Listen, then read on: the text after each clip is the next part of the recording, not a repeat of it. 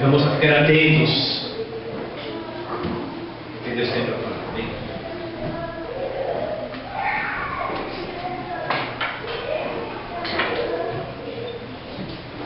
Boa noite a todos, saúde a todos para a paz do Senhor. Amém? Amém. Mas, muito bom estarmos aqui, podemos louvar ao Senhor, sabendo que não é porque nós merecemos, né? A graça, a misericórdia dele. Amém? Irmãos, vocês vão abrir comigo, aqui em Efésios, carta de Paulo aos Efésios, capítulo 4. Amém? Carta de Paulo à igreja de Éfeso, capítulo 4, a partir do versículo 17. Amém?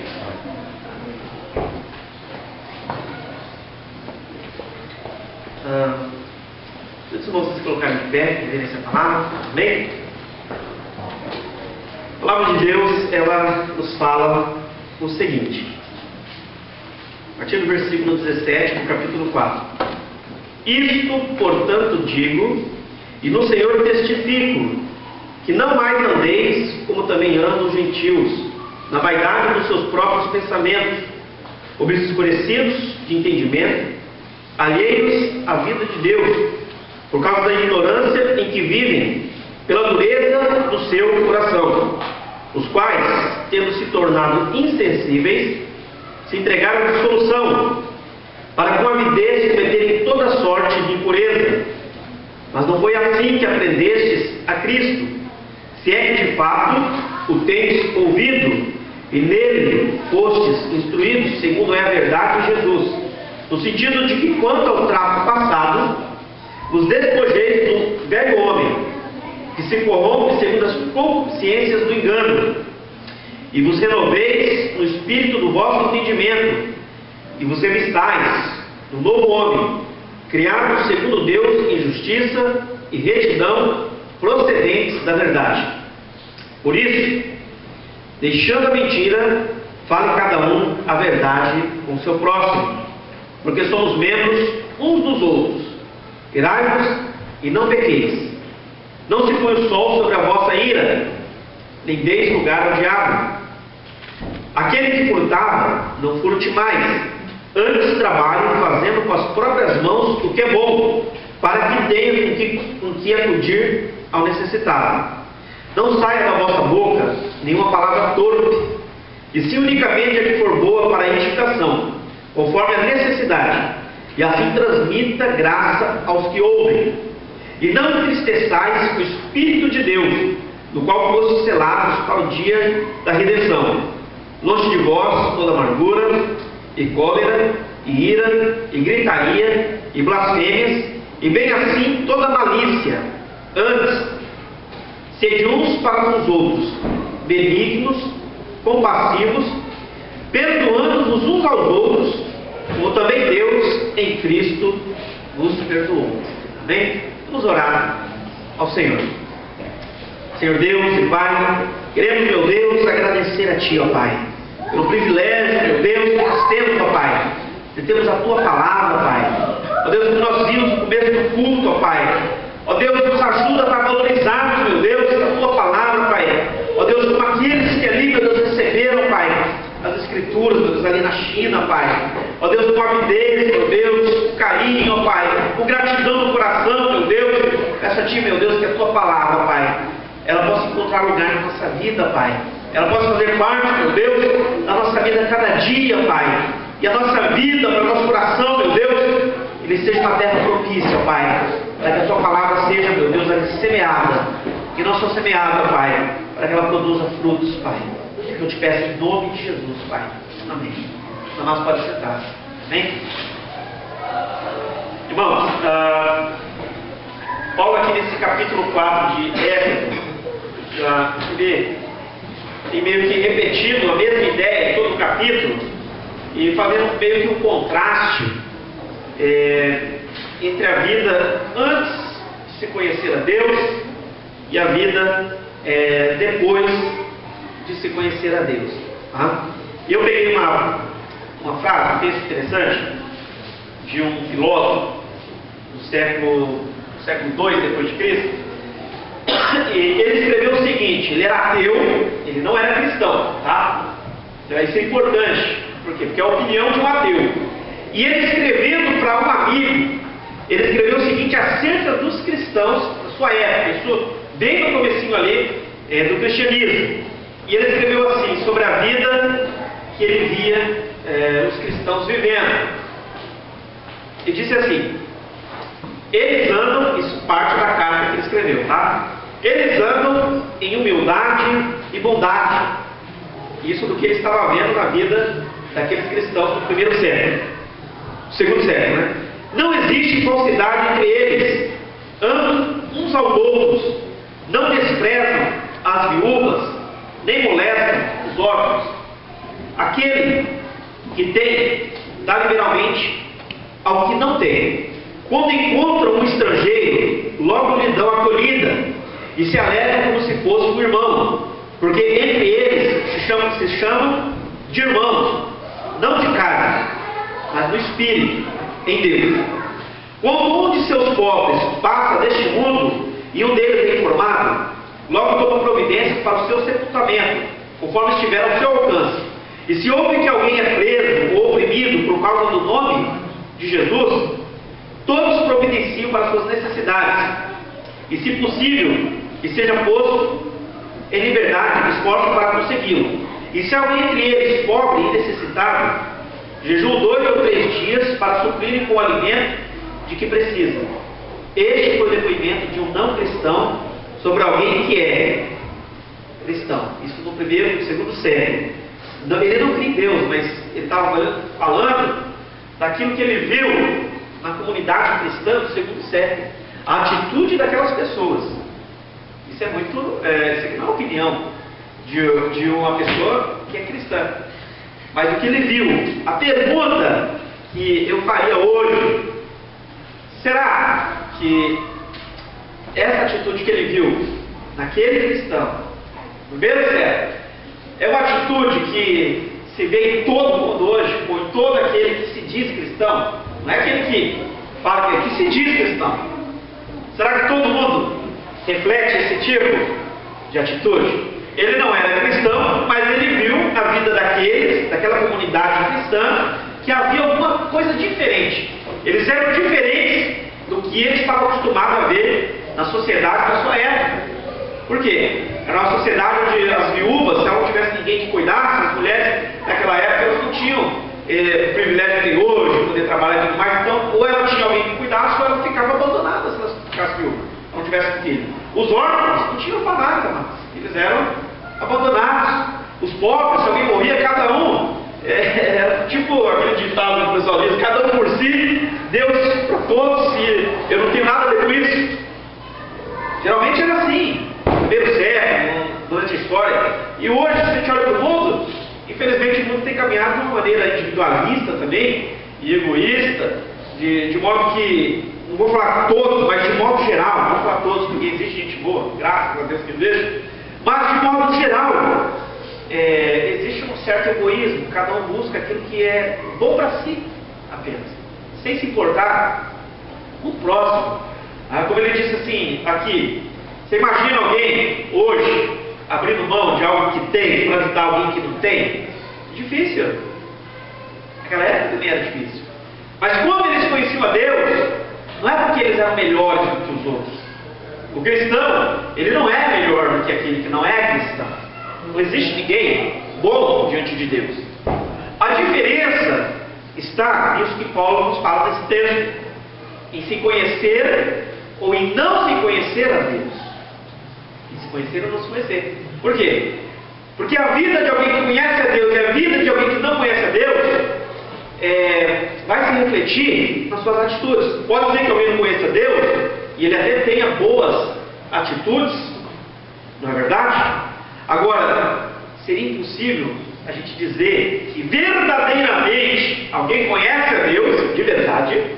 E quando eu falo conhecer a Deus, não é só saber que Deus existe, não é só ter a consciência de que há um Deus, mas ele fala de que alguém que conhece a Deus pessoalmente, que crê em Deus, que vive a sua vida de acordo com aquilo que Deus espera dessa pessoa. Então vamos pensar: seria impossível alguém dizer que conhece a Deus e viver uma vida totalmente diferente daquilo que Deus espera que essa pessoa viva. Seria ilógico. Não teria lógica. Então, Paulo, quando ele escreve à igreja aqui, amado, ele comenta essa diferença da vida de quem conhece a Deus e da vida de quem não conhece a Deus. E ele está dizendo uma coisa muito interessante aqui, olha, que, no geral, é lógico que Paulo é consciente, existem pessoas de todo tipo, existem pessoas que não são cristãs e que têm uma índole muito boa, tem atitudes nobres, às vezes até a gente fica admirado, né, de repente, às vezes até se comportar melhor do que muito cristão, né, que deveria se comportar bem por se dizer cristão. Isso tem também. Agora, ninguém vai para o céu porque é bom. Ninguém vai para o céu porque faz boas coisas. A Bíblia diz isso. Por quê? Bom, no sentido bíblico da palavra, é você não ter pecado, é você ser perfeito. E nesse sentido, apenas Deus é perfeito. Ninguém é bom. Também não é por mérito, amado, para ninguém se gloriar. E se fosse por mérito, vamos pensar, aqueles que podem fazer mais estão numa situação melhor do que aqueles que não podem fazer muito. Uma pessoa que está, sei lá, nasceu e tem uma deficiência, ela não pode trabalhar, não pode fazer nada, ela depende das outras pessoas, ela estaria numa situação complicada se ela for para ela ir para o céu depender daquilo que ela pode fazer de bem para o próximo. Seria muito injusto para essa pessoa, porque ela, teoricamente, ela talvez não poderia fazer nada, teoricamente, né? Em prol de ninguém. Então Deus não colocou o critério de ações, de sermos bons naquilo que fazemos. Por quê? Uma pessoa ela pode fazer o certo mesmo sem gostar. Ela pode fazer o certo apenas por saber que é o certo. Mas se lá dentro do seu coração ela concordar com aquilo, ela gostar daquilo, não é verdade? Então Paulo está falando aqui, ó, algo interessante. Lá, semana passada eu tinha falado o seguinte, quando Paulo fala aos cristãos que eles deviam viver de uma maneira digna de alguém que foi salvo por Jesus Cristo. Agora aqui ele está falando, não é de como eles devem viver, ele está falando de como eles não devem viver. No começo ele falou, vocês devem viver como quem conhece a Deus. Aqui ele fala o seguinte, a partir do versículo 17, você não pode viver como quem não conhece a Deus. Se você conheceu a Cristo, você não pode viver uma vida de alguém que a sua maneira de viver parece que não conhece a Deus.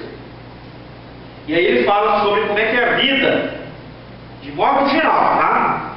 De quem não conhece a Deus. Ele diz o seguinte: não andeis como também andam os gentios, na vaidade dos seus pensamentos, obscurecendo de entendimento alheios à vida de Deus, por causa da ignorância em que vive, pela dureza do seu coração, os quais, tendo se tornado insensíveis, se entregaram à dissolução, para com avidez cometerem toda sorte de impureza. Paulo está dizendo o seguinte, que aquele que não conhece a Deus, de modo geral, ele vive na vaidade dos seus pensamentos. Vaidade ele tem a ideia de vazio, pensamento vazio, mente vazia, sem propósito, né? Ele não tem na mente dele conhecimento de Deus. Isso não significa que a pessoa nega que Deus existe. Tem gente que não é ateu, a gente chama de agnóstico, né? Ele não nega a existência de Deus, mas ele também não confirma. Ele nem diz que Deus não existe, mas ele também não diz que Deus existe. Por quê? Porque na cabeça dele, ele acha que não dá para você saber se Deus existe ou se Deus não existe. E em muitos casos ele nem quer saber se Deus existe. Para ele não interessa. Ele não está muito preocupado. Tem alguns, meus amados, que eles creem assim que o cristão é alguém que não pensa. Infelizmente, tem alguns que às vezes pensam que não se deve usar a cabeça, mas crer. Tem um pastor que escreveu um livro, que o título do livro é o seguinte: crer é também pensar. A ideia é o seguinte: para se tornar um cristão, a gente não precisa aposentar a nossa cabeça, a gente tem que usar a nossa cabeça. Deus nos deu um cérebro, Deus nos deu capacidade de pensar, e a fé, por mais que nem tudo se dá para explicar, mas tem coisas que dá para nós entendermos, dá para nós sabermos, tem muita coisa que dá para nós realmente analisarmos e vermos o que é certo, o que é errado. Ninguém precisa dizer para a gente que algo é certo ou errado, a gente sabe se uma atitude é certa ou não. Você não precisa fazer direito para você saber que certas coisas são erradas, de acordo com a lei, não é verdade? Ou precisa? Não precisa. Então nós temos essa capacidade de pensar. Então aqui Paulo está falando que tem pessoas que não conhecem a Deus, e às vezes eles têm o entendimento obscurecido, eles não têm conhecimento, e eles já falam de coisas que eles não sabem. Ah, eu não creio em Deus, ou eu não creio no cristianismo. Mas por quê? Às vezes a pessoa nunca nem leu nada sobre o cristianismo. Às vezes a pessoa nunca nem ouviu o que eles falaram. Ah, eu discordo do cristianismo, ou de qualquer outra filosofia, seja lá, aquele que discorda, ele pensa que o que ele acha, que ele crê é o certo, mas às vezes ele nunca nem ouviu o outro lado. Ele nem sabe o que a Bíblia diz. Ele nem cogita se o que a Bíblia diz é verdade ou não. Não é verdade? Então às vezes a pessoa pensa que ela é muito assim, sei lá, ela pensa que ela é mais informada, que ela não é uma pessoa que de repente vai pela cabeça dos outros, que ela não segue simplesmente um livro, uma religião, mas às vezes ela nunca parou para pensar, ou para ler, ou para dizer porque concorda, ou porque não concorda. Uma vez uma pessoa disse assim, não creio na Bíblia, por quê? Porque eu acho que tem erro, mas você já leu? Não li. É muito estranho, não é? A gente dizer que algo não é bom, não é certo, se a gente nunca leu, se a gente nunca viu. Então aí a gente vai partir para aquilo que nós chamamos de achismo, né? Eu acho, né? É quando a gente pressupõe que algo é de um jeito, sem nem nunca ter tido contato com aquilo, ou nenhuma informação. Então Paulo está falando que existem pessoas que ela tem um pensamento, a sua mente vazia, o seu coração fechado, e ela tem às vezes até tem orgulho de dizer que não crê, e ela nem cogita a possibilidade se aquilo que ela diz que não crê é verdade. E se for verdade? E aí? Como disse um palestrante lá, Adolfo Lourenço, ele falando com um ateu. Ele crê em Deus e aí a pessoa não crê. E aí ele falou assim, olha, eu creio em Deus.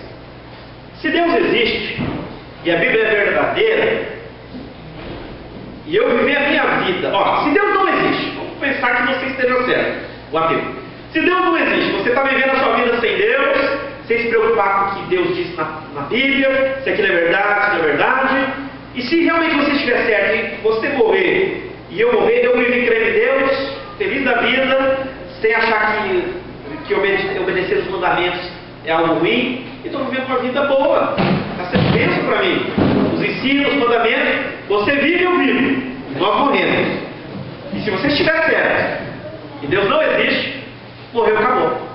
Você morreu, você viveu do jeito que você quis, eu morri, vivi do jeito que eu quis, cada um viveu feliz e morreu, ponto final. Não dá nada para ninguém e acabou. Por ali. Só que tem uma coisa, e às vezes a pessoa não cogita isso. Se Deus existe, como eu creio, se você estiver certo, beleza. Tanto faz o jeito que a pessoa viver, não é verdade? Se Deus não existe, segundo a cabeça de alguns, tanto faz o jeito que a pessoa viver, porque morreu, acabou. Mas e se Deus existe? Nós cremos. E a palavra de Deus é verdade. Nós estamos estudando essa semana que vem a gente termina, sobre a história da Bíblia, como é que a Bíblia surgiu. A Bíblia foi escrita por homens, foi o cavalo, o macaco, foi o homem que escreveu, mas foi inspirada por Deus, foi Deus que direcionou eles a escreverem. E nós estamos estudando para ver como é que ela chegou até nós. Como é que foi ali, realmente esse texto, ele surgiu, não surgiu do nada, em toda uma história. E a própria história, ela confirma a veracidade das Escrituras, quando a gente estuda um pouquinho da história. Ok, então se o que a Bíblia diz é verdade, existe um Deus, criou o ser humano, propósito.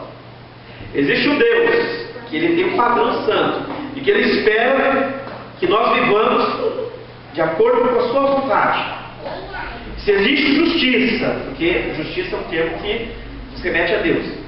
E um dia, segundo as Escrituras, todo ser humano, seja ele grande ou pequeno, seja ele um rei, uma pessoa muito importante aqui nessa terra, ou alguém que, sei lá, um desconhecido aqui nessa terra, todos os dias estarão perante a esse Deus, para prestar contas da vida que viveu aqui nessa terra.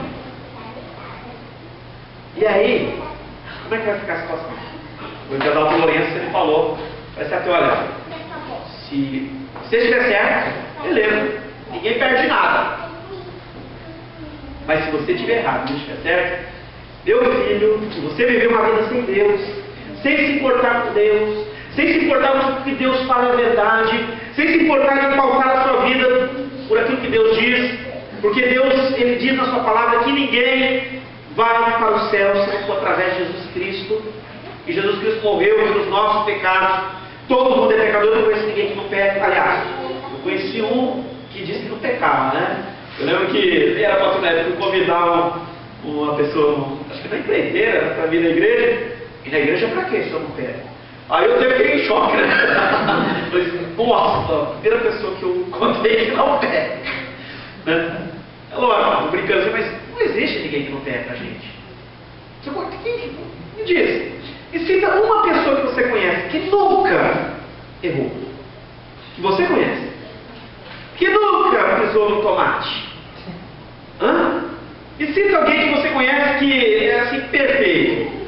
Aí de repente, mas eu conheço uma pessoa assim, olha, ele está lá sempre nos lobbies com a esposa dele, tá? Vai lá na casa dele pra você ver se acha que é perfeito. Você acha que todo mundo, todo dia a pessoa acorda de bom humor? Que ninguém peca, que ninguém se irrita? O ser humano não é perfeito, meu amado. Eu não conheço ninguém perfeito. Eu, pelo menos, não sou. Eu não sei. A não ser que o camarada diz, não, eu nunca erro. A única vez que eu errei, eu achei que estava errado. Né? É complicado. Não existe esse tipo de pessoa. Todo ser humano é pecador. E a Bíblia diz que a consequência do pecado é a morte. Para ir para o céu é um lugar onde não há pecado.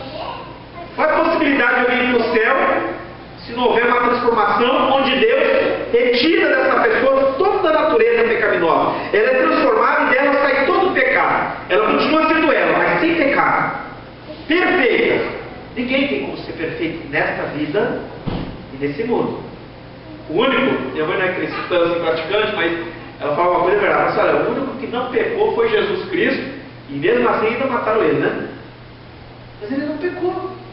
O único que viveu sem pecado por causa de você, meu amado, por causa de mim. Para que Deus pudesse perdoar os meus pecados, para que a minha ficha fosse limpa diante da justiça de Deus, Jesus Cristo morreu no meu lugar, recebendo o castigo que era para mim, para Deus perdoar os meus pecados. É isso que a Bíblia diz.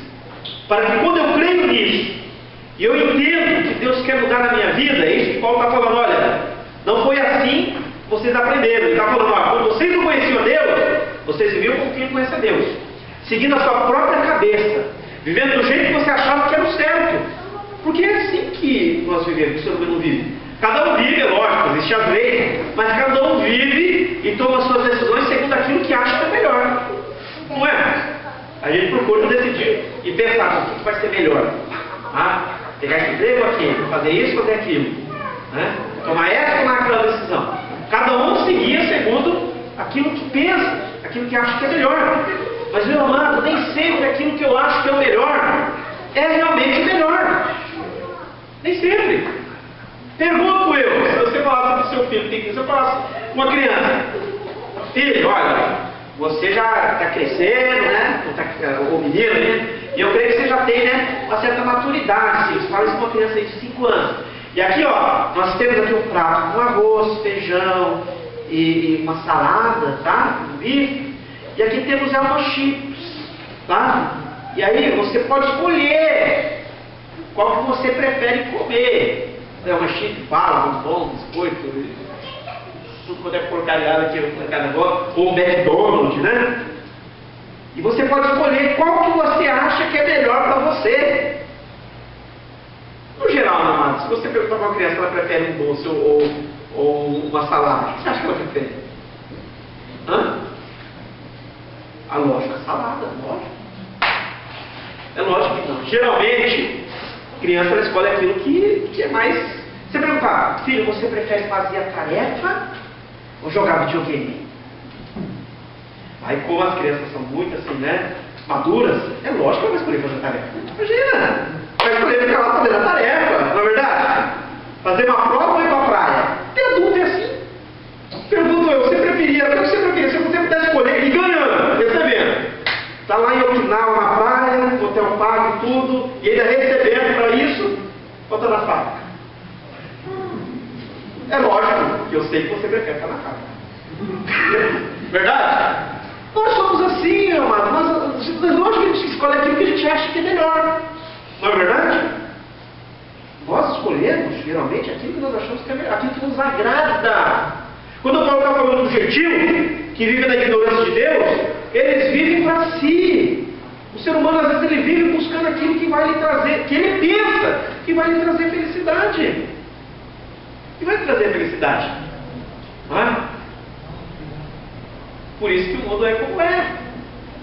Porque o ser humano, ele, nessa busca de algo que venha preencher a sua vida, aí ele vai atrás de tudo aquilo que dá prazer. Seja, sei lá, vício, seja qualquer outra coisa, só vício, qualquer outra coisa, dinheiro. Às vezes a pessoa vive em função de ganhar dinheiro, né? Ou às vezes a pessoa, sei lá, ela faz tudo aquilo que ela acha que é legal, que vai fazer com que ela seja uma pessoa feliz e vai quebrando a cara por aí, porque não conhece a Deus, porque não tem temor de Deus, porque às vezes não sabe o que Deus quer para a sua vida. Não sabe. Vamos pensar. O que você quer para a vida do seu filho? Sua filha? Você gostaria que de repente ele se desse mal na vida? E de repente lá no futuro ele namorasse e casasse com uma pessoa que não o respeitasse, não o amasse e fizesse ele sofrer? Você gostaria que ele tivesse a sua vida toda arrebentada e destruída por decisões erradas? É isso que você gostaria? Você já ouviu falar de pais que, ou já teve contato com pais que às vezes sofrem por decisões erradas que os filhos tomarem, e às vezes o filho ou a filha sofrendo, e tudo dói no coração do pai de ver o moleque ou a filha, ou o filho ali, ó, só quebrando a cabeça na vida? Não é triste? Eu fui uma vez visitar a pessoa que estava presa aqui, e meu amado, que coisa triste quando você está lá e você vê uma senhorinha japonesa, de idade, visitar um filho que está preso. Você imaginou o coração daquela mãe ver o filho naquela situação e, por culpa das decisões que tomou na vida, se ela pudesse fazer alguma coisa, se ela pudesse mudar a história da vida do seu filho, o que você acha que ela faria? Se ela pudesse decidir por ele, ou falar, filho, não faz isso. Agora vamos pensar, nós temos um Deus que ele traz um padrão para nós, não é porque Deus quer ser chato e nem cortar o nosso barato, não quer deixar a gente comer salgadinho na hora que a gente quer, e jogar videogame sem fazer tarefa. Não é isso. Usando a ilustração das crianças. Não. É um Deus que se importa conosco. É um Deus que, quando Ele estabelece algumas coisas na sua palavra, Ele não está visando o bem dele mesmo. Porque, meu irmão, do que Deus precisa? Deus precisava nos fazer? Não, meu amado. Mas Ele nos criou porque nos ama, porque nós damos trabalho. Queria ser bênção, mas dá trabalho. Hã?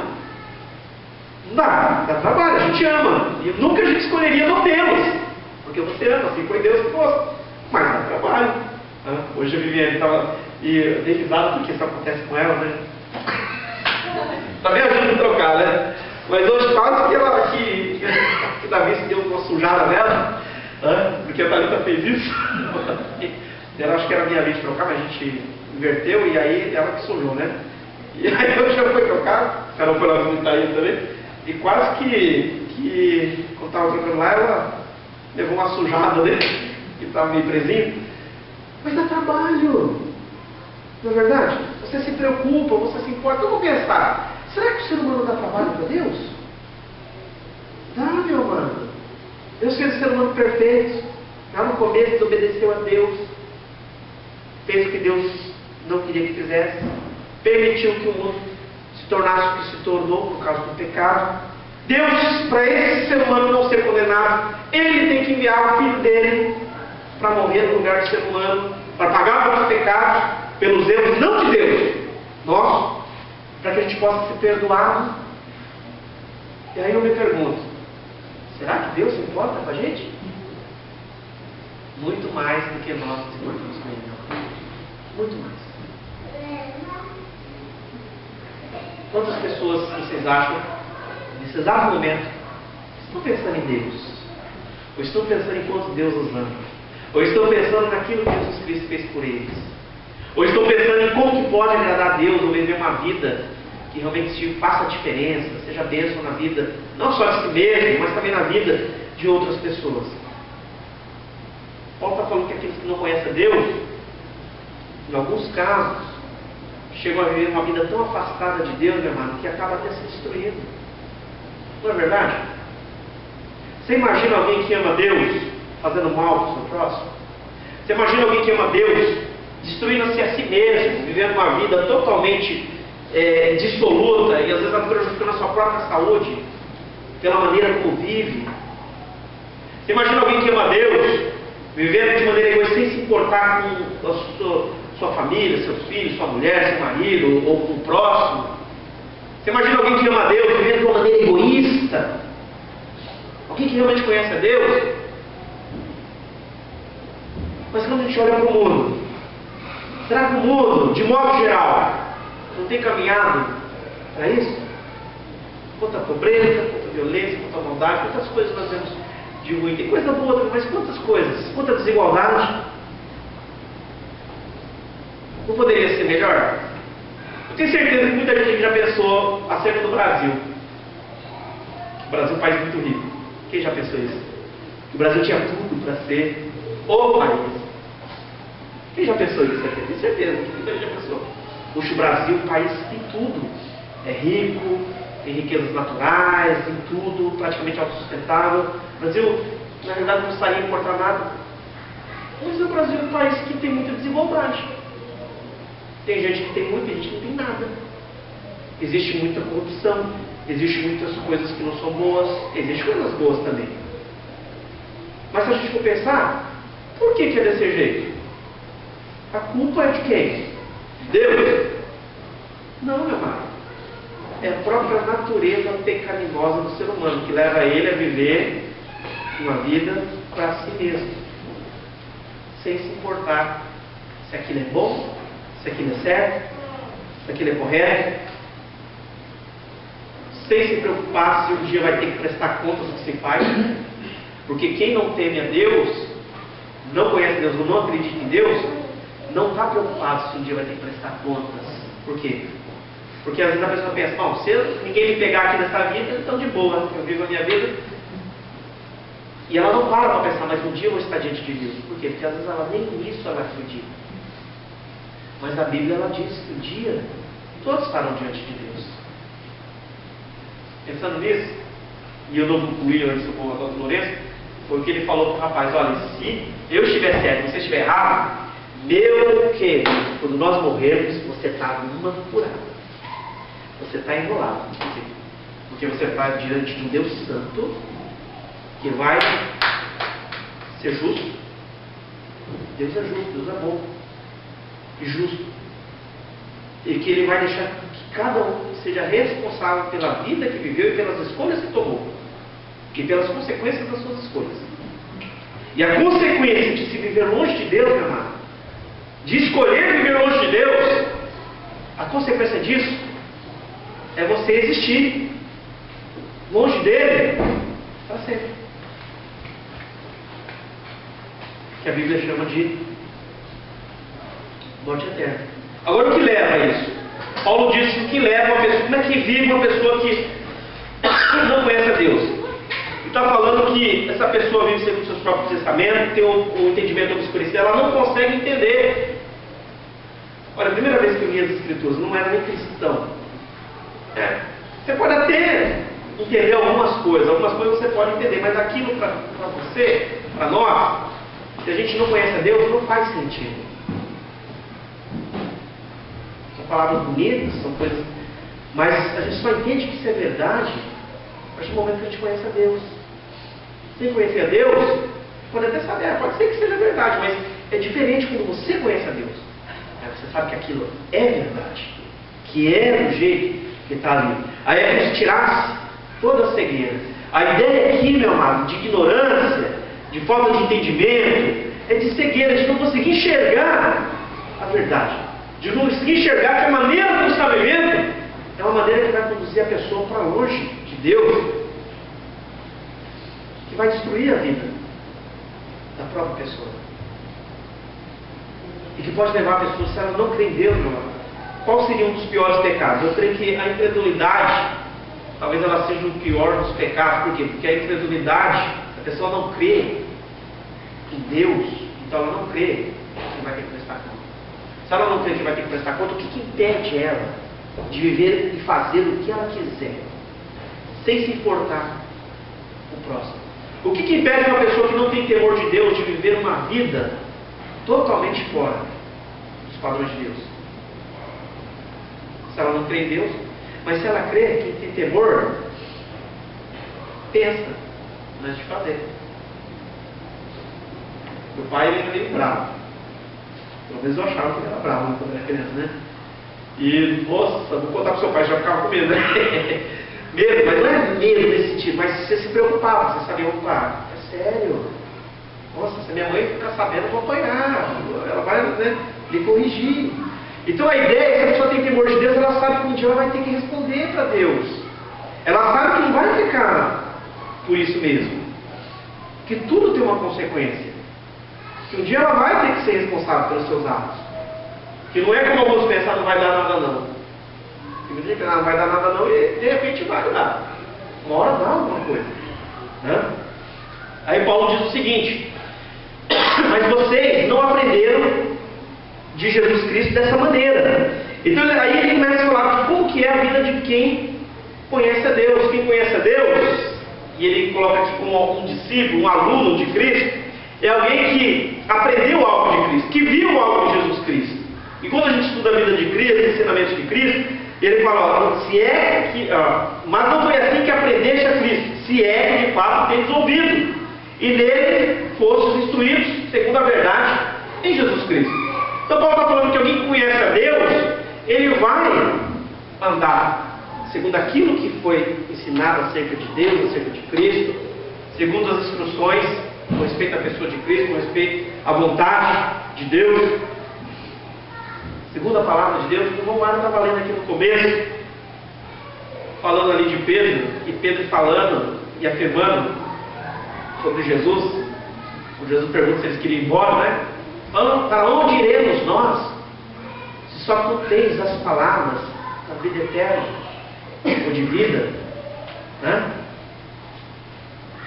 Pedro reconhecendo que aquilo que Jesus ensinava, que aquilo que Jesus falava, que a maneira como Jesus disse que deveríamos viver, e fazer, e proceder com relação a Deus, com relação ao nosso próximo, que aquilo era palavra de vida, que aquilo era algo que ia mudar a nossa vida. E aqui Paulo está falando o seguinte, para essa igreja: olha, vocês aprenderam sobre Cristo, vocês aprenderam como é que se deve viver, o que Deus espera de vocês. Se é que vocês ouviram, ele está falando dessa maneira. E aí ele continua dizendo o seguinte, e ele usa uma ilustração muito interessante, uma ilustração de tirar uma roupa velha e se vestir com uma roupa nova. E ele usa a seguinte ilustração, que segundo o trato passado, ou seja, de acordo com a maneira como vocês viviam antes de conhecer a Deus, e ele associa essa maneira de viver antes de conhecer a Deus com o velho homem. O que é o velho homem? É a pessoa antes de conhecer a Deus. Ela tinha uma vida de uma determinada maneira. Pode ser que fazia algumas coisas certas, outras erradas, mas ela não tinha o temor de Deus. Ela não sabia tudo acerca de Deus. Aliás, nós nunca saberemos tudo, né? Mas ela não tinha nenhuma noção, às vezes nem sobre o que Deus esperava dela, da vida dela. E provavelmente vivia uma vida longe de Deus, fazendo coisas que de repente não é aquilo que Deus queria para a sua vida. Então Paulo está falando, quanto a isso, a partir do momento que você conhecer a Deus, você tem que largar, você tem que se despojar, como se tirasse uma roupa velha e não mais viver como quem não conhece a Deus, e se revestir do novo homem, ou dessa nova vida em Cristo Jesus. É por isso que Paulo diz o seguinte: olha, aquele que está em Cristo Jesus, nova criatura é. As coisas velhas passaram, eis que tudo se fez novo. Então, revestir-se de algo novo, do novo homem, a nova mulher, né? Criada em justiça e retidão. O que significa isso? Eu falo de justiça e retidão. Amado, justiça diz respeito à maneira que nós nos relacionamos com o nosso próximo. Sermos justos. Retidão diz respeito à maneira que nós nos relacionamos com Deus. Nós devemos andar de uma maneira reta diante de Deus e justa para com o meu próximo. Não ser injusto. Procurar agir de maneira correta, tanto perante Deus quanto perante as pessoas. E esse novo homem que o Paulo fala, que é uma nova maneira de viver, e aí na continuação aqui ele fala sobre algumas atitudes, tá? Ele dá exemplos práticos. Por isso, deixando a mentira, esse novo homem criado em justiça e retidão, procedente da verdade, ele está falando o que deve acontecer na vida de alguém que conhece a Deus. O que deve acontecer? Primeiro, deixando a mentira, fale cada um a verdade com o seu próximo, porque somos membros uns dos outros. Paulo está falando, meu amado, que nós somos pessoas verdadeiras, fiéis, confiáveis, que não devemos agir com falsidade. Mentira diz respeito a sermos uma pessoa que mente, ela é falsa, não é? Ela é falsa. E por que ele fala? Deixando a mentira, fale cada um a verdade com o seu próximo. E ele está falando para a comunidade cristã ali, porque somos membros uns dos outros. Lembra que Paulo tem a ideia de que a igreja é um corpo. Meu amado, se no corpo a minha mão perdeu o controle, ela começar a atacar o resto do corpo, o que vai acontecer? A ideia de falar a mentira, entendendo que somos parte do mesmo corpo, que somos irmãos em Cristo, que amamos ao mesmo Deus, nós nos chamamos de irmãos, porque a ideia de que somos como se fôssemos família. Tá? A ideia de você mentir para um irmão ou para uma pessoa do teu próximo é a ideia de você atentar contra si mesmo, contra o seu próprio corpo. Imaginou? Você se esfaquear a si mesmo. Deus nos livre, né? Mas seria a mesma coisa que você machucar a si mesmo. Então ele fala o seguinte: olha, nós não podemos mais vivermos uma vida falsa como cristão. Eu não posso mais ser assim, tipo assim, imagina, estou aqui, imagina, estou conversando aqui com o João. Eu gosto desse nome, eu vou chamar o João. Então, João, nossa, olha, João, o rapaz trabalha com a gente, pelo amor de Deus, ô cara aqui, estou aqui, ó, falando um monte do cara, estou falando um monte da pessoa. Aí o João, que foi? Cuidado que ele está chegando aí. Rapaz, querida, eu estava aqui conversando, falando com o João, você é uma pessoa legal. O que é isso, amado? Isso é mentira, porque eu não estou fazendo isso. Isso é falsidade. Isso é algo que destrói relacionamentos. Isso é algo que machuca. Isso é algo que, entre aspas, normal, isso é comum. Está tudo acontecer. A pessoa não agir com sinceridade, não ser verdadeira. Isso acontece na vida de quem não conhece a Deus? Será que acontece? A pessoa não conhece a Deus? Pode se tornar algo comum. Mas isso na vida de alguém que conhece a Deus não pode acontecer. É isso que Paulo está dizendo. Não pode acontecer. Se você conhece a Deus, você não pode agir dessa maneira. Porque não condiz. Então ele vai dar exemplos práticos. Olha, você não pode mais viver segundo padrões que não é aquilo que Deus quer. Tua vida tem que ser diferente. Tua vida tem que ser transformada. Então deixa a mentira e fala a verdade, porque somos membros uns dos outros. Você fazer isso é atentar contra si mesmo, contra o seu próprio corpo. Seria a mesma coisa se você fazer mal para alguém que é do teu sangue, da tua família. Irai-vos e não pequeis, não se põe sol sobre a vossa ira. Amado, existe uma diferença, tá, entre você irar sem pecar e você irar e pecar. Por exemplo, se eu perguntasse, o amor e o ódio é bom ou ruim? O amor é bom ou o amor é ruim? O ódio é bom ou o ódio é ruim? Depende do que você ama.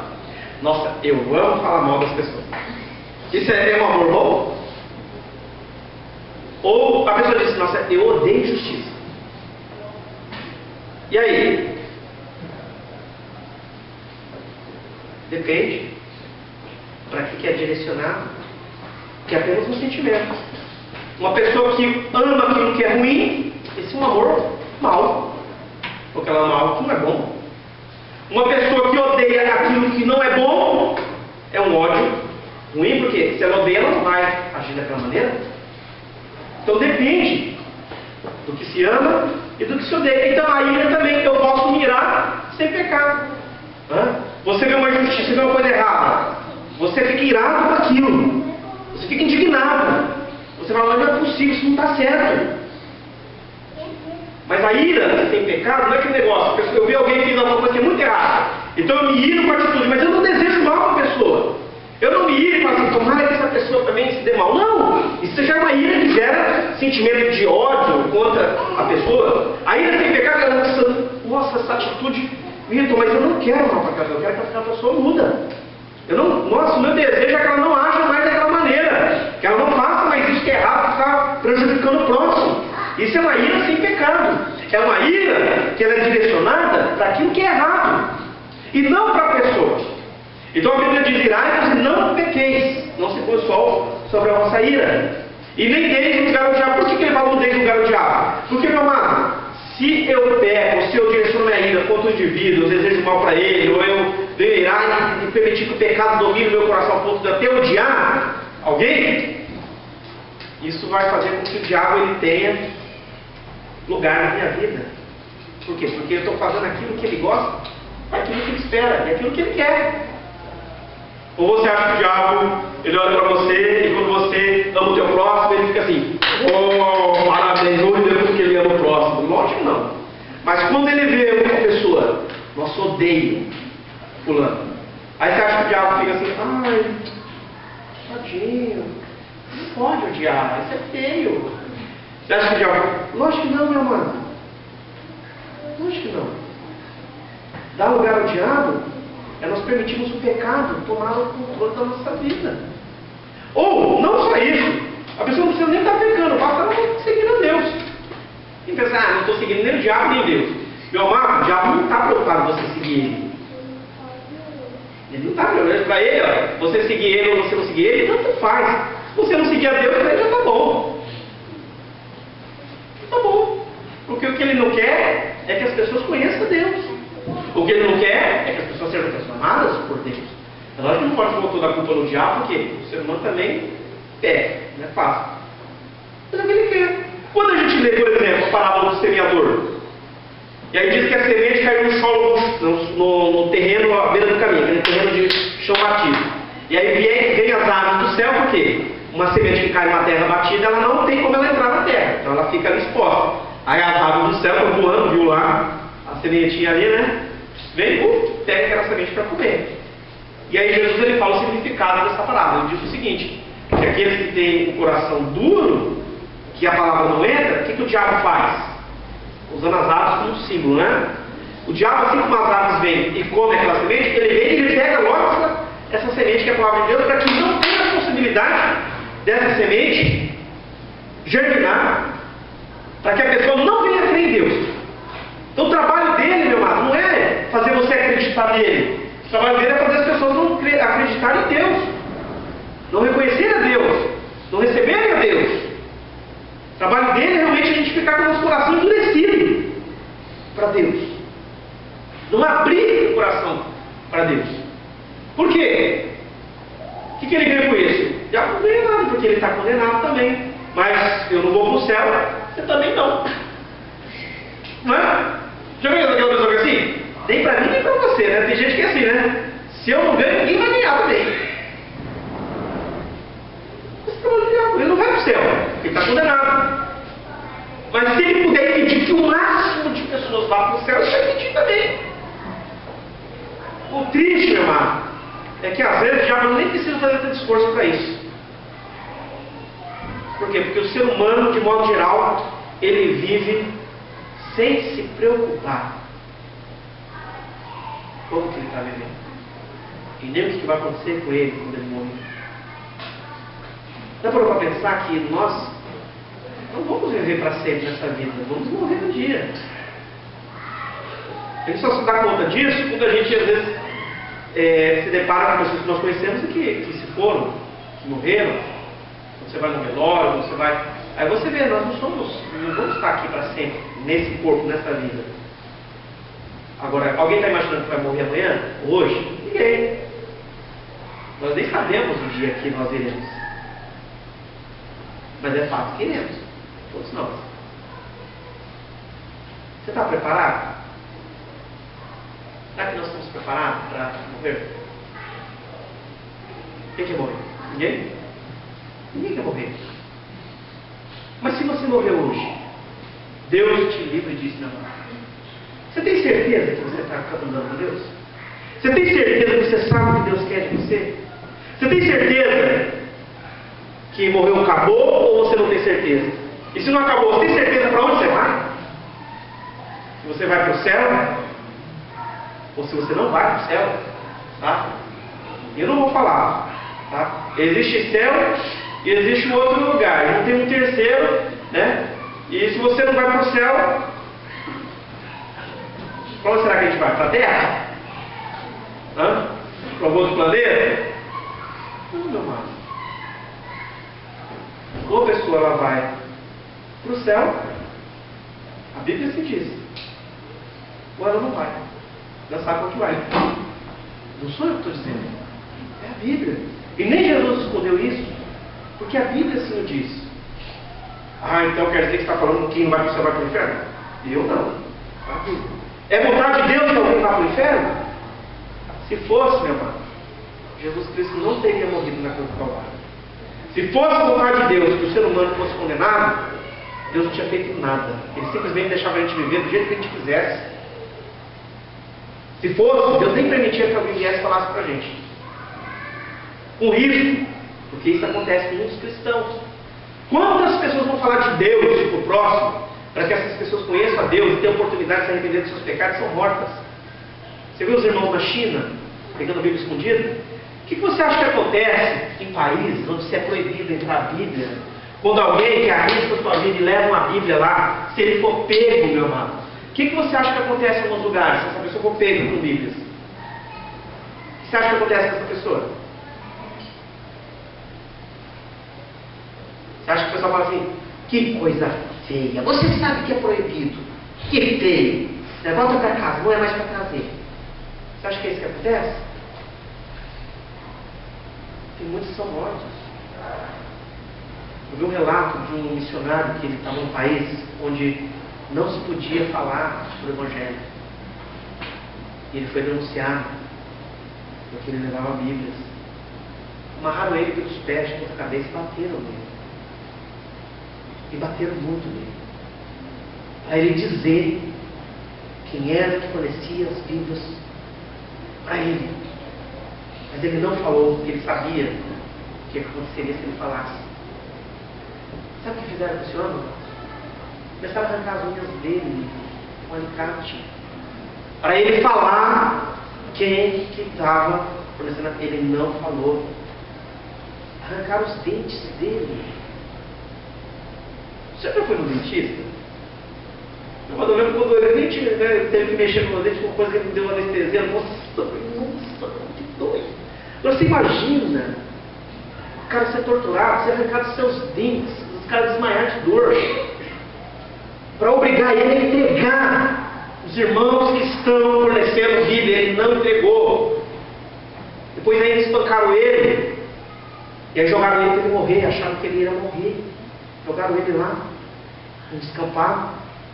Um grupo de missionários achou esse homem, achou que era um indigente, viu que estava vivo. Levaram ele, ficou sob cuidados. Quando voltou, aí descobriram que ele era um missionário. A missão mandou ele para os Estados Unidos para poder ser tratado. Se recuperou tudo, lógico, do seu dente.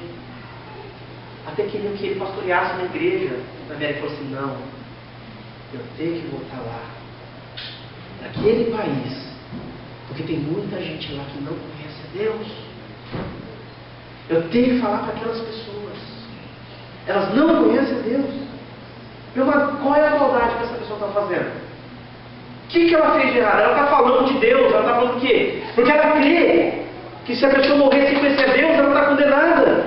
E ela crê que é vontade de Deus salvar aquelas pessoas. E ela foi lá para falar para essas pessoas com risco de ser morta por aqueles para quem está falando. E falando do quê? Falando, olha, Jesus Cristo morreu por vocês. Jesus Cristo entregou a sua vida na cruz do Calvário por vocês. Para que Deus perdoe os seus pecados.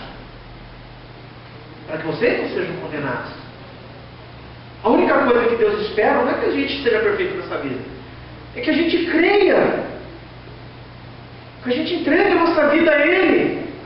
Que a gente receba como Salvador e Senhor. Que a gente reconheça que nós não somos perfeitos, nós não somos. Que a gente reconheça que o que Ele fez na cruz do Calvário, eu nunca poderia fazer. Mesmo que eu morresse por mim mesmo, meu amado, eu não poderia me salvar. Porque eu sou pecador. Como que eu posso pagar pela minha dívida se eu estou devendo e eu não tenho dinheiro, eu não tenho condição? Tem que ser alguém que tenha condição de fazer isso. Tem que ser alguém que não tenha dívida como eu tenho perante Deus. E o único que é perfeito, que nunca teve pecado, nunca teve dívida, foi Jesus Cristo. Era o único que podia pagar por mim. Então é interessante ser cristão. Implica muitas vezes que você está disposto a sofrer pelo nome de Cristo. E aí por isso que Paulo fala, não dê lugar ao diabo. Aquele que furtava, não furte mais. Antes, trabalhe fazendo com as próprias mãos o que é bom para que tenha, o que acudir ao necessitado. Olha o contraste. Quando se furta, você está fazendo bem ou mal ao próximo? Eu conheci da minha que o marido dela tinha ido para o Brasil, uns amigos, no hotel. Saindo do hotel, já foram roubados. Roubaram os iPhones. Você amigo, sei lá, sabia que tinha vindo na pauta. Continuou? A sensação de você ser assaltado, alguém colocou uma arma em você, ser retirado algo que de repente te custou para você adquirir, não é algo ruim? Roubar, furtar, desrespeita você, desrespeitar o seu próximo, você realmente fazer mal para o seu próximo. Então ele faz um contraste aqui, olha, quem conhece a Deus, se antes roubava, agora não deve roubar mais, agora deve trabalhar. Mas trabalhar não só para si mesmo, para não precisar roubar, mas trabalhar para ser diferente. Se antes você fazia o mal, agora você trabalhando, você vai ter condição de fazer o bem para o teu próximo. Você vai ter condição de ajudar até o necessitado. É o contraste. Paulo está dizendo que tem que haver uma mudança em atitudes. Não saia da vossa boca nenhuma palavra torpe, e cinicamente que for boa para edificação, conforme a necessidade, e assim transmita graça aos que ouvem. Sabe o que está falando aqui, meu irmão? Palavra torpe, podre, né? Daí vem a palavra para peixe podre. Imagina a coisa podre. Ah? Então ele está falando que deve sair da nossa boca aquilo que edifica. Se algo não vai edificar, não vai fazer bem para ninguém, então ele está falando, não deixe sair da sua boca. O que vai edificar eu chegar para uma pessoa e falar mal de alguém, ou de repente desejar mal para alguém, ou até contar uma mentira sobre alguém? O que isso vai edificar? O que vai acrescentar? Alguém chega assim, olha, nem te conto. Aí sabe o que você responde? Meu irmão, não pode. Nem te conto. Estou sabendo babado, tudo isso assim. Vai edificar? Vai ser bênção? Vai ser bênção para alguém? Vai ser bênção para a pessoa de quem você está falando? Então Paulo está falando, olha, sai palavras que edifiquem, que possam transmitir graça. Tem gente que usa a boca, em vez para ajudar, para... Imagina, uma pessoa estava passando por dificuldade. Uma vez que eu levar um lugar aí no hospital, estava com uma costela trincada, aí a pessoa, imagina, a pessoa está lá com dor, né? Você tem que estar botando uma palavra assim de ânimo, não, vai dar tudo certo. Aí chega a pessoa lá, o que foi que aconteceu? Ele aqui jogando bola, bateu, acho que trincou, porque está tudo... Ih, rapaz! Tinha um rapaz que estava mandando assim, ó, vem aqui, eu vou tirar a que apurava o nome, que quebrou a costela, não sei o que, o cara fica branco aqui do meu lado. É tipo de palavra que não ajuda, não edifica. Em vez de transmitir graça, transmite desespero para a pessoa. O que está mancando? Ah, não, aqui eu estou com um pino na perna. Ah, é, rapaz? Olha, parecia um cara que tinha um pino na perna. Aí, em vez de falar coisa boa, só fala coisa ruim. São coisas que edificam, que não vai ser bênção. Não é verdade? Que desanima. É diferente quando você tem uma palavra boa. Não é gostoso quando você está num momento difícil, alguém chega com uma palavra de conforto, de ânimo. Não, rapaz, estamos aí, estamos juntos. Não, Deus vai te ajudar. Não, rapaz, levanta a cabeça. Não, né? Se a vida dá limão, faz limonada. Vamos lá. Não é verdade? Então Paulo está falando, olha, sai palavras boas, de edificação, que transmita graça para as pessoas. Não entristeçai o Espírito de Deus no qual foste selado. Olha, ele está falando que a gente pode entristecer a Deus, dependendo da maneira como nós agimos. Na sequência ele diz, longe de vós, são coisas que entristecem a Deus. Longe de vós toda amargura. Alguém já ficou do lado de alguém amargo? Azedo? A pessoa que é azeda. Tudo está mal. Nada está bom. Parece que está de mal do mundo. Horrível. Bom dia. Bom dia. Nossa. Não é ruim? Cólera, ira, gritaria, blasfêmia, bem assim como toda a malícia. Então, Paulo está falando de atitudes, meus amados, que realmente entristecem o coração de Deus. E que a gente não pode falar que nunca erramos nisso, porque se Paulo falando para a igreja, está falando, gente, olha, são coisas que nós temos que cuidar. E tem que pedir para Deus nos ajudar, porque são coisas que entristecem a Deus. E aí ele fala, olha só, ao invés disso, como que vocês devem ser? Sede uns para com os outros, benignos, compassivos. Sabe o que é uma pessoa compassiva? Jesus, quando olhava as multidões, ele sentia compaixão. Doía no coração de Jesus Cristo quando ele via as pessoas sofrendo. Ele se importava com as pessoas. Ele queria o bem das pessoas. Ele tinha misericórdia. Ele queria poder fazer algo, porque ele sentia compaixão. Todas as vezes que Jesus curou, a Bíblia fala que ele foi movido de compaixão. Você é uma pessoa que tem compaixão? Sabe qual é a diferença da pessoa que tem compaixão de uma que não tem? A que não tem, por exemplo, quando eu vejo alguém errou, está se dando mal, se eu tenho compaixão, se eu tenho misericórdia, eu me entristeço pelo que está acontecendo na vida dela, mesmo que seja pelo erro dela, eu me entristeço por ela ter errado, meu desejo é que ela possa mudar, que Deus possa mudar o coração dela, que ela saia daquela situação, que ela mude de vida. O que não tem compaixão, bem feito, quem manda? Tomara que for para minha afeição. O que não tem compaixão, mas o que tem compaixão, ele não se alegra com aquilo. Ele não fica feliz com a desgraça do outro. Pelo contrário, ele fica triste, porque o desejo dele é que a pessoa não precisasse estar vivendo daquele jeito, ou passando por aquilo. E às vezes, meu irmão, a pessoa está naquela situação, às vezes até por culpa dela mesma. Mas quem tem compaixão, ele deseja, olha, eu desejo que essa pessoa ela saia disso, ela mude, ela seja diferente. Se eu puder ajudar, eu vou ajudar. Quem tem compaixão, não, ele se enfiou aí, deixa ele. E vira, não nem aí. Isso é o que não tem compaixão. Mas a Bíblia fala que nós temos que ser compassivos, perdoando uns aos outros. Eu vou estar encerrando por aqui. Como, meu amado? Como Cristo te perdoou. Não precisa, você não precisa perdoar mais que Jesus, tá? Basta perdoar apenas o tanto que Jesus te perdoou. Ou do mesmo modo como Ele te perdoou. Como é que Cristo te perdoou, irmão? Como é que foi possível Deus te perdoar? O que Cristo fez para que você pudesse ser perdoado? Ele deu a sua vida por nós.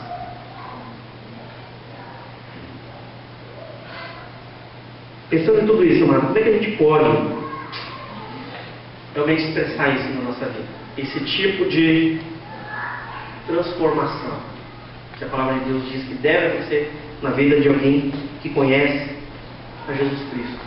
E se isso acontece na vida de uma pessoa, meu amado, o que isso pode gerar?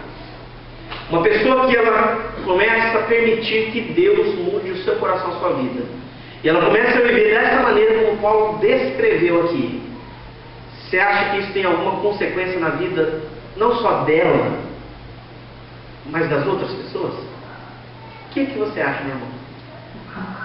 É bem aquilo que eu li no começo da carta do filósofo Aristides a um amigo, onde ele fala dos cristãos, apesar de ele não crer em Deus, como é que ele ficava admirado, como a vida deles era diferente, como havia algo diferente na vida daquelas pessoas, como havia amor de Deus, que é algo que é tão raro.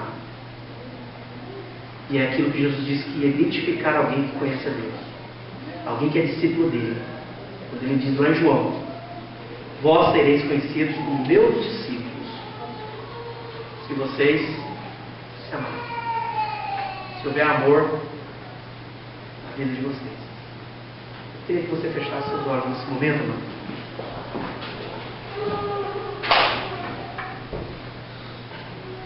Eu não sei o que passa pela sua mente, pelo coração, com respeito a Deus, quanto você crê ou não em Deus. Se você sabe que Deus se importa com a sua vida, pois Ele se importa. Eu não sei se você está satisfeito ou não com a maneira como tem vivido, mas eu quero dizer para ti que Deus, Ele tem vida, e vida abundante. Deus, Ele quer mudar a nossa vida. Deus, Ele não quer que você e eu, meu amado, vivamos uma vida miserável, uma vida triste, angustiada, sem esperança. Deus não quer que a gente viva uma vida onde haja ódio no nosso coração, haja egoísmo, haja indiferença. Deus não quer que a gente viva uma vida vazia, sem sentido, sem propósito. Pelo contrário, meu amado, Deus, Ele se importa tanto com a tua vida, muito mais do que você imagina. E Ele não se importa só com a tua vida presente aqui não, da maneira como eu e você estamos vivendo hoje. Do mesmo modo como eu me importo com o futuro dos meus filhos, quem é pai se importa, Deus se importa com o teu presente, mas Deus se importa com o teu futuro também. Deus se importa com o que vai acontecer com a tua vida. Deus se importa onde você vai passar a eternidade. Deus se importa com relação ao teu perdão, à tua salvação. E se importa tanto, meu amado, que Ele deu o melhor para você. Que Ele enviou Jesus Cristo para morrer na cruz do Calvário pela tua vida. E Jesus Cristo, Ele não morreu naquela cruz para que a minha vida continuasse sendo uma vida sem propósito, sem sentido, sem esperança. Não, meu amado. Jesus morreu naquela cruz para mudar a nossa vida, para nós termos esperança, para nós termos perdão de pecados, para nós podermos não somente sermos perdoados, mas termos a certeza de que um dia estaremos com Deus para sempre. E nesta vida aqui, enquanto isso não acontece, enquanto nós ainda não chegamos lá, na presença de Deus, para estar com Ele para sempre, nesta vida, para que a nossa vida seja diferente, não seja igual à vida de alguém que não conhece a Deus, mas seja uma vida que faça diferença, seja diferente, mas também faça diferença. Eu vou orar, eu vou pedir para você vir aqui à frente. Se você já conhece o Senhor, avalie a tua vida. Pergunte: eu tenho vivido tudo aquilo que Deus quer? Eu tenho procurado deixar Deus manifestar esse caráter na minha vida, transformar o meu ser? Eu tenho procurado obedecer a palavra do Senhor? Eu tenho procurado amar a Deus, amar o meu próximo, andar em justiça diante do meu próximo, em retidão perante Deus? Eu tenho me comprometido com Deus de verdade? você ainda não tomou a decisão de caminhar com Deus, de falar, não, é isso que eu quero para a minha vida. Eu quero conhecer a Deus. Eu quero caminhar com Deus. Eu quero reconhecer e entender que Jesus Cristo morreu por mim naquela cruz, nos meus pecados. Eu quero recebê-lo como Senhor na minha vida. Não só saber que Ele existe, mas que Ele faça parte da minha vida. Meu amado, estou com os olhos fechados. Porque você e Deus não se preocupa com quem está do seu lado, o que ele está pensando, porque é cada um com Deus nesse momento agora. Mas se você deseja, se você quer, aí onde você está, você quer entregar a sua vida. Eu não sei se você já fez isso, pode ser que já tenha feito ou não. Gostaria que você levantasse a sua mão, um sinal. Não, realmente, eu quero entregar a minha vida a Jesus Cristo. Eu quero que Ele faça parte da minha vida. Eu reconheço que eu não sou perfeito, que eu sou pecador. Todos nós somos. Eu reconheço que Jesus Cristo morreu na cruz do Calvário por mim, pelos meus pecados. Eu reconheço que eu preciso dEle. E eu reconheço que eu preciso da ajuda dEle para ser tudo aquilo que Ele quer que eu seja. E Ele vai te ajudar. Jesus Cristo vai te ajudar, Ele vai te ajudar. Ele já morreu por você, meu amado, minha amada. E a Bíblia diz que Ele morreu por nós. E Deus nos deu o seu próprio Filho. Como não nos dará com Ele todas as coisas? Não só Ele morreu por você, como Ele vai cuidar de você. Ele vai te ajudar, Ele vai te capacitar, Ele vai nos transformar para que cada dia mais, quanto mais caminharmos com Ele, mais parecidos com Ele, nós iremos nos tornar. Você que levantou a mão, vou orar. Eu gostaria que você ou repetisse, não só repetir por repetir, ou se você concorda com isso, é isso que você quer, você possa realmente dizer para si mesmo, amém, é isso mesmo que eu quero. Pai amado, nesta noite, meu Deus, eu entendo que sou pecador. Eu entendo que não só eu, todos somos pecadores, que necessitamos da Tua graça e da Tua misericórdia, e que Jesus Cristo aqui naquela cruz morreu pelos meus pecados, pelos pecados da humanidade. Eu reconheço que sou pecador, que eu preciso dele. Eu quero recebê-lo na minha vida como Senhor, como Salvador, e que eu necessito da ajuda dele para me tornar tudo aquilo que ele espera que eu seja. E nessa noite eu quero recebê-lo na minha vida. Amém. Pai amado, Pai santo, peço a Ti, meu Deus, que o Senhor esteja trabalhando na vida, Pai, da Tua igreja, nas nossas vidas. Que o Senhor nos ajude, meu Deus, a caminhar contigo, ó Pai. Que o Senhor nos dê um coração, meu Deus, sensível à Tua palavra, Pai.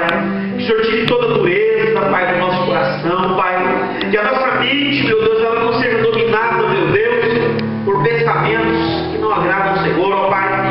Que nós venhamos, meu Deus, permitir que o Senhor venha transformar cada dia o nosso coração, Pai. Para que, meu Deus, dia a dia, Pai, cada dia mais, Senhor, nós venhamos nos parecer contigo, Senhor. Nós vamos nos tornar, meu Deus, tudo aquilo que o Senhor planejou, Pai, que fôssemos. Para que a nossa vida glorifique o Teu nome, ó Pai. Para que outras pessoas possam, meu Deus, conhecer ao Senhor, Pai, através daquilo que o Senhor tem feito na nossa vida, Pai. Abençoa os Teus filhos, Pai. Aquele que Te recebeu, meu Deus, e realmente o Senhor vem ser Senhor. O Teu Espírito Santo vem estar capacitando, meu Deus. O Senhor vem estar agindo, ó Pai. Para que, meu Deus, cada filho Teu aqui, Pai, seja bênção nas Tuas mãos, Pai. Essa é a minha oração. Se meu pedido nessa noite, Pai, em nome de Jesus, Pai. Amém. Amado, que Deus te abençoe, Deus acrescente na tua vida, você venha conhecê-lo, você venha amá-lo, você venha permitir Ele fazer na tua vida tudo aquilo que Ele quer fazer. Amém.